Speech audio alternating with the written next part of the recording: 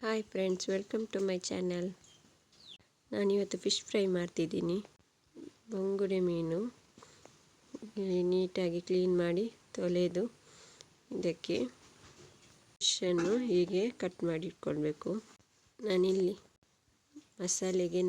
ಪ್ರಿಯಾ ಮಸಾಲ ಒಂದು 4 ಪ್ಯಾಕೆಟ್ ಹಾಕ್ತಿದ್ದೀನಿ.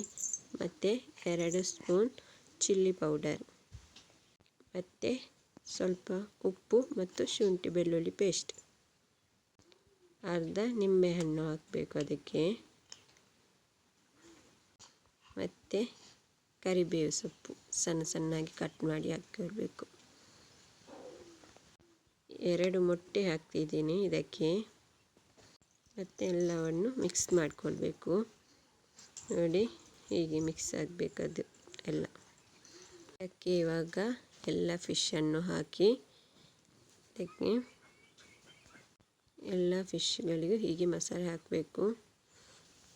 1 ಗಂಟೆ ಹೀಗೆ ಇಟ್ಟು ನಂತರ ನೋಡಿ, ಇವಾಗ ಎಣ್ಣೆ ಬಿಸಿಯಾಗಿದೆ. ಅದಕ್ಕೆ ಈಗ ಫಿಶನ್ನು ಹಾಕಬೇಕು ಒಂದೊಂದೇ.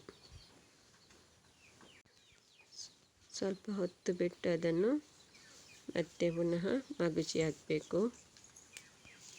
ಇವಾಗ ರೆಡಿ ಆಯಿತು, ಫಿಶ್ ಫ್ರೈ ರೆಡಿಯಾಗಿದೆ. Thank you friends.